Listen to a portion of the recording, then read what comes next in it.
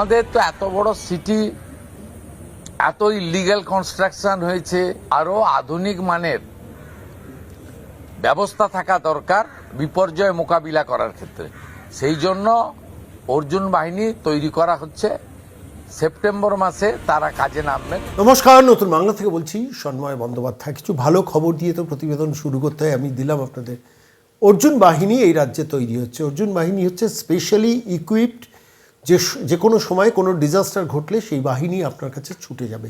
কলকাতা শহরে এমন 100 জন অগ্নিবীর যোদ্ধা অর্জুন বাহিনীতে থাকবেন। 50 জন সরাসরি চলে যাবেন কাকদ্বীপ এবং সমুদ্র উপকূলবর্তী অঞ্চলে, 50 জন যাবেন সরাসরি পাহাড়ে।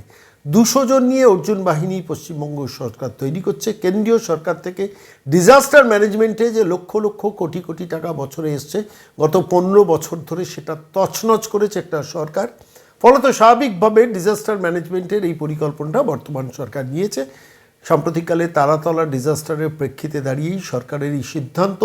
এই অর্জুন বাহিনীর কাছে থাকবে মডার্ন ইকুইপমেন্টের সমস্ত যন্ত্রপাতি, জিনিসপত্র, যাতে কোনো জায়গায় কোনো ক্ষেত্রেই কলকাতার রাস্তায় গাছ ভেঙে পড়লেও উড়িষ্যা থেকে যাতে বনকর্মীদের নিয়ে না আসতে হয়, কোনো পাহাড়ে ধস নামলে যাতে বাইরের রাজ্য থেকে কোনো স্পেশালাইজড আর্মিকে না আনতে হয় বা আর্মিকেও না আনতে হয়, তার বিকল্প একটা পদ্ধতি রাজ্য সরকার শুরু করলো। আমার মনে হচ্ছে আজকের এই প্রতিবেদনে খুব গুরুত্বপূর্ণ অর্জুন বাহিনী। এই অর্জুন বাহিনীতে বেসিক্যালি অগ্নিবীর যারা জানুয়ারিতে যাদের টার্ম শেষ হচ্ছে তারা এখানে সংযুক্ত হতে পারবেন, চাকরি পেতে পারবেন, কর্মসংস্থান হতে পারবেন এবং এরা ওয়েল ট্রেন্ড অ্যান্ড ইকুইপ থাকবেন। আধুনিক সমস্ত অস্ত্র যন্ত্রপাতি এদের হাতে থাকবে।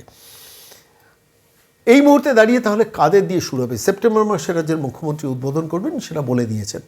সেপ্টেম্বর মাসে যখন উদ্বোধন করবেন, স্বাভাবিকভাবে রাজ্য সৈনিক বোর্ড থেকে বেশ কিছু প্রাক্তন আর্মি পার্সোনালকে নিয়ে এই অর্জুন বাহিনী শুরু হচ্ছে, প্রাক্তন সৈন্যবাহিনী থেকে।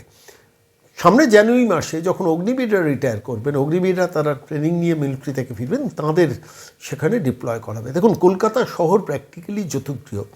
এই কলকাতা শহরে এখন যেটা খুব এসেনশিয়াল সেটা হচ্ছে এমার্জেন্সি বাহিনী যে কোনো সময় যে কোনো মাল্টি স্টোরিড বিল্ডিং বা যে কোনো ডিজাস্টার হলে সেখানে যাতে ওয়েল ইকুইপড আর্মি পার্সোনাল, সবসময় আর্মিকে ডাকার যে প্রবণতা, আর্মিকে ডাকতেই হয় যে কোনো ডিজাস্টার হলে, আর্মিকে ডাকাটা অন্যায় কিছু নয়, কিন্তু পশ্চিমবঙ্গ সরকার নিজস্ব সিস্টেম ব্যবস্থা একটা গড়ে তুলছে যেখানে কোনো ক্রিটিক্যাল ডিজাস্টার হলে সঙ্গে সঙ্গে যাতে এই ইকুইপ বাহিনী যেতে পারবে। এর দুটো দিক আছে। দেখুন, প্রথম কথা হচ্ছে যে অগ্নিবীর নিয়ে যারা একটা সময় সমালোচনা করতেন যে মিলিটারিতে কাজ পাচ্ছেন, তারপর তাদের তো 4 বছর বাদে কাজ চলে যাচ্ছে, বিভিন্ন প্রাইভেট সেক্টরে তাদের ডিপ্লয়মেন্ট হতো, চাকরি বাকরি হতো, কর্মসংস্থান হতো।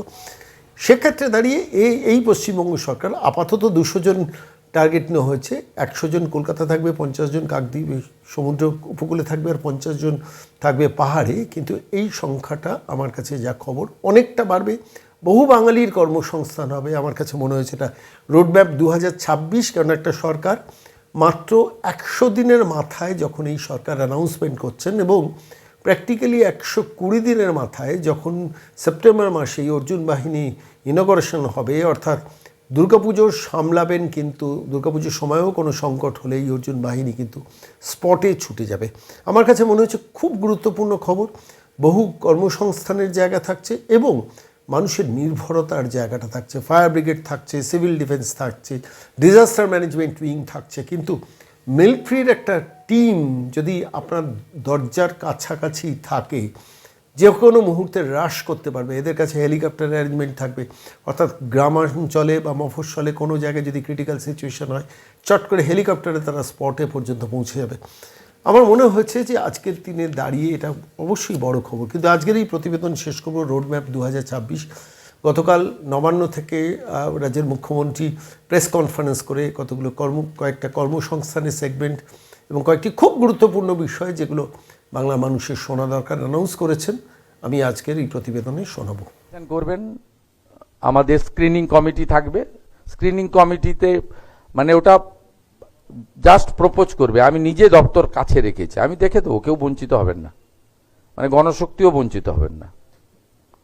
তার সঙ্গে এখন দুটো কাগজ তো এক জায়গা থেকে ছাপা হচ্ছে, তারাও বঞ্চিত হবেন না, যারা যাদবপুর নিয়ে খুবই চিন্তিত। আর বাকি আপনার কি থাকলো, আমরা আয়ুষ্মান ভারতে সব সাংবাদিককে যুক্ত করব। যদি কেউ ক্রাইটেরিয়া আটকে যায়, মুখ্যমন্ত্রী স্বাস্থ্য বিমাতে সবাইকে কভার করে দেবো 100%। আপনি দেখেছেন যে আমি ওই কন্যাশ্রীর নাম চেঞ্জ করেছি, কন্যা রত্ন করেছি, এবং আগের সরকার 1000 টাকা করে দিত, এবারে ঢুকিয়ে দিয়েছে 1000 টাকা, 20,13,000 মেয়েকে 27 থেকে তাদেরকে ডবল করে দিয়েছি, 2000 করে দিয়েছি। আগের সরকার 60,000 টাকা করে দিয়ে গিয়েছিল বাড়ির জন্য প্রথম কিস্তি, আমি এসে দ্বিতীয় কিস্তির টাকা দিয়ে দিয়েছি। আগের সরকার, ভারত সরকারের 800, নিজেদের 200 দিয়ে 1000 টাকা বার্ধক্য বিধবা এবং প্রতিবন্ধী ভাতা, মানে দিব্যাঙ্গ ভাতা দিত। আমি তাদের আপ টু ডেট করে দিয়েছি জুলাই পর্যন্ত, এবং আগস্ট মাস থেকে তারা 1,500 টাকা করে পাবেন। আমাদের কমিটমেন্ট ছিল 2,000 টাকা, সেটা আমরা করব। আগের সরকারের কাছে করা অ্যাপ্লিকেশনগুলো আমি নিইনি, আমার কাছে করা অ্যাপ্লিকেশনগুলো আমি নিচ্ছি। তাতে আপনার সরকার, আপনার পাশেতে প্রচুর অ্যাপ্লিকেশন আসছে। এখানে সব এখনো ব্যাক অফিস ঠিকঠাক হয়নি, স্কুটিনি প্রচুর, লাখ লাখ পিটিশন শর্টিং হচ্ছে। জনকল্যাণ শিবিরে যারা অ্যাপ্লাই করেছিলেন তাদেরকে নতুন বার্ধক্য ভাতা দেওয়ার ব্যবস্থা করেছি, এবং এটা 2000 পরে করেও দেব। প্রথম প্রায় 9 মাস পরে ওই 500 টাকা লক্ষ্মীর ভাণ্ডার চালু করে। প্রথম তারা 24 সাল পর্যন্ত দিয়েছে 1,52,00,000 লোককে, তার মধ্যে 3 লাখ পুরুষ ছিল যাদের পাওয়ার কথা নয়। তারপরে এসআইআর হয়েছে, অনেক নাম বাদ গেছে। আমি তো অভারতীয়দের টাকা দিতে পারি না, অবৈধ কাজ, জেলে যাওয়ার মতো মানে দোষ, অপরাধ। সেই কারণে আমাকে ভেরিফিকেশন করতে হচ্ছে। আমি ভারতীয়দের দেব। ইতিমধ্যে 1,46,00,000 আমি টাকা ঢুকিয়ে দিয়েছি, 1,45,64,772 জনকে। যারা জেনুইন পাননি আর যারা জেনুইন নয় পেয়ে গেছেন, এত বড় সিস্টেম তো ভুল ভ্রান্তি তো থাকতে পারে, তাদের জন্য পোর্টাল চালু করে দিয়েছে। 4.5 লক্ষ মহিলা আবেদনও করে দিয়েছেন। এইভাবে প্রত্যেকটা স্কিমে আপনারা দেখবেন, দেখুন ওই রিক্রুটমেন্ট যেগুলো আপনার 9, 10, 11, 12 হাফ ইন্টারভিউ, সেখানে জট ছিল কি, ওবিসি 17% দেবেন না 7% দেবেন। পার্সেন্টেজ থেকে বড় কথা, প্রায় 60 থেকে 70 লক্ষ মুসলিমদের নাম ঢুকিয়ে দিয়ে গেছিল যারা পাওয়ার যোগ্য নয়। তো আমরা সব মুসলিমকে তো বাদ দিইনি, যারা ভারত সরকারের ওবিসি তালিকায় যে মুসলিম জনগোষ্ঠীগুলো আছে তারা তো পাচ্ছেন। সরকার তো হিন্দু মুসলিম করে না। আপনি ভোট নেওয়ার জন্য যেটা করেছেন সেটা আমরা চেঞ্জ করেছি, করে এটা প্রথম আইন এনেছি বিধানসভায়। পরে সুপ্রিম কোর্ট 8ই জুলাই খুলেছে, লম্বা সামার ভ্যাকেশন চলে সুপ্রিম কোর্টে, ওখান থেকে এক্সিট করে এসেছি। পিএসসিতে পার্টির লোক ছিল, তাড়িয়েছি। অনিল বার্মার মতো অনেস্ট আইএএস অফিসারকে করেছি। ওনার ফ্যামিলির কিছু সম্ভবত মাতৃবিয়োগ হয়েছিল, উনি কাল থেকে জয়েন করবেন। ইন্টারভিউ প্রসেস সেপ্টেম্বরের দেখবেন লাস্ট উইক থেকে চালু হয়ে গেছে। আমরা কেউ ইন্টারফেয়ার করব না। আপনি কখনো ভাবতে পেরেছেন স্কুল সার্ভিস কমিশনে রামকৃষ্ণ মিশনের শিক্ষা প্রতিষ্ঠানের মহারাজরা মেম্বার হয়েছে, আইআইএম এর লোক মেম্বার হয়েছে। আগে তো পার্টির নেতারা মেম্বার হতো। পুরুলিয়ার প্রাক্তন এমপি মৃগাঙ্ক মাহাতো মেম্বার, রানাঘাটের প্রাক্তন MLA doctor Tapas Mondal member,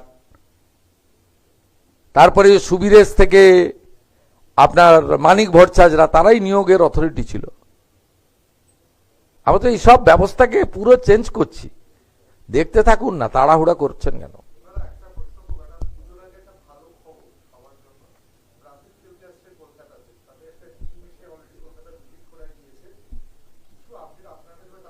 না না, অত ইন্টারফেয়ার করা উচিত না। মন্ত্রীরা কি ল্যাম্প পোস্ট নাকি? ডাক্তার ইন্দ্রনীল খাল উইল স্পিক। যে ধরনের সহযোগিতা চাইবে মুখ্যমন্ত্রীর কাছ থেকে তার দপ্তর, অর্থ দপ্তর সাহায্য করবে। যত খুশি করুন। ডুরান্ট তো খুব সুন্দর হলো, দারুণ হয়েছে, খুব ভালো করেই হয়েছে। তো সব জায়গায় আমাকে যেতে হবে, সব আমাকে করতে হবে, সব আমাকে বলতে হবে কেন?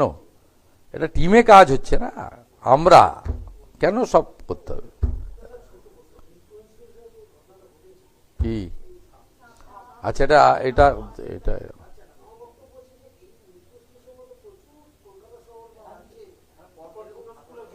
দেখুন, তিন বছর কম্পোজিট গ্র্যান্ট পাইনি। কম্পোজিট গ্র্যান্টটা খুব ছোট, 30-40-50 হাজার টাকা করে পায়। সেটা দিয়েও অনেক কাজ হয় ওদের, ঝাড়াই পাছাই, একটু কার্বলিক অ্যাসিড রাখা বর্ষার সময়, কারণ অনেক গাছগাছালি পুরনো স্কুল আছে। তার 3 বছর তো আগের সরকার কম্পোজিট গ্র্যান্ট দেয়নি। আপনার তো কেউ এটা নিয়ে কখনো লিখেছেন বলে আমার জানা নেই। তা আমরা এসে তো 294 কোটি টাকা কম্পোজিট গ্র্যান্ট দিলাম। ওটা ছোট টাকা, 50,000, 70,000, 1 লাখ করে কোন কোন স্কুল পেয়েছে। কিন্তু এটা দিয়ে চক ডাস্টার কেনা হয়, কার্বলিক অ্যাসিড, ব্লিচিং ফিনাইল কেনা হয়। এইটাই তো মমতা ব্যানার্জি বন্ধ করে রেখেছিলেন। মিত্র ইনস্টিটিউশনে, যেহেতু আমার বিধানসভা কেন্দ্র, আমি আমার ওএসডি তাকে পাঠিয়েছিলাম SSKM-এ। তিনি ভিডিও কল করে ডাক্তারের সঙ্গে আমাকে কথা বলিয়েছেন, বাচ্চাটাকেও দেখে নিয়েছি। তাকে ডাক্তাররা আমাকে অ্যাসিওর করেছেন যে ঠিক আছে পেশেন্ট। ডাক্তাররা বলেছেন, পরে কি আমি যাই বলতে পারবো না। ওনার মায়ের সঙ্গে আমার কথা হয়েছে, ছাত্রটির মা। মানে এটা আমার কাছে ছোট ঘটনা নয়, যেহেতু আমি ওখানকার MLA ভবানীপুরে, আমার এলাকার একটা বিদ্যালয়। আমার তো MLA হিসেবেও ভূমিকা আছে, মুখ্যমন্ত্রীর ভূমিকা তো অনেক পরে। তারা আমাকে জিতিয়েছেন, অর্থাৎ সেই যে দায়িত্ব কর্তব্য ছিল, আমি আমার যতটুকু খোঁজ খবর নেওয়ার করেছি, ডাক্তারকে বলেছি টেক কেয়ার করতে।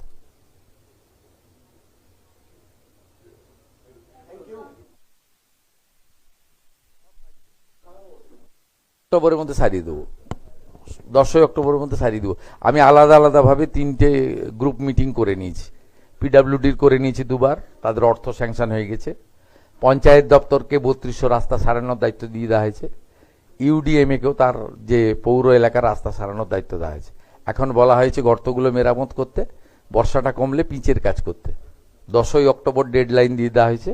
সব এক্সিস্টিং রোড মোরলেস মিটে যাবে। আগামীকাল ডেকেছি port, Garden Reach, Shipbuilders, এই পোর্ট রেলের যে রাস্তাগুলো, কালকে আমি রাজনাথ সিংজির সঙ্গে যাচ্ছিলাম এই রাস্তায়, তারাতলা, গার্ডেন রিচ রোড, কালকে ডেকেছি, আমি করে দেবো কাল।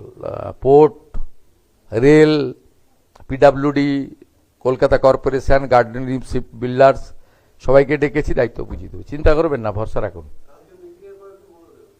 না, ডেলি প্রেস করতে নেই। ফেসবুক কবে হচ্ছে আবার? কদিন পরে হলো, আবার ফেসবুক কবে হবে? আমি আসছি বিকেল 4:30টায়। আপনি আসতেই থাকুন, দেখতেই থাকুন আর ফুলতেই থাকুন।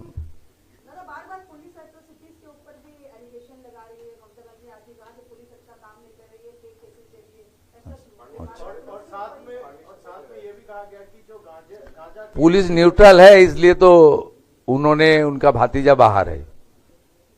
पुलिस न्यूट्रल है, पुलिस को तो कार्रवाई करना पड़ेगा। यहां तो मेरा पास डॉक्यूमेंट है, तो विश्वजीत बसु कमीशन को मैं भेज दूंगा। 330 करोड़ रुपया उन्होंने फिक्की को दिया BGBS बनाने के लिए, उनका सिग्नेचर है मेरे पास। सब तो जाएगा, HRBC में चालू हो गया। जयरमन जी और विश्वजीत बसु का एंटी जो करप्शन ब्रांच, उन्होंने कानून लाकर असेंबली में कर दिया। चीफ मिनिस्टर इन्वेस्टिगेशन में नहीं आऊंगा, मैं कानून भी खत्म कर दूंगा, चीफ मिनिस्टर भी आएगा इन्वेस्टिगेशन के अंदर। पुलिस न्यूट्रल है, इसलिए उन्होंने फेसबुक लाइव कर रहा है। पुलिस न्यूट्रल है, इसलिए उनका भतीजा बाहर घूम रहा है।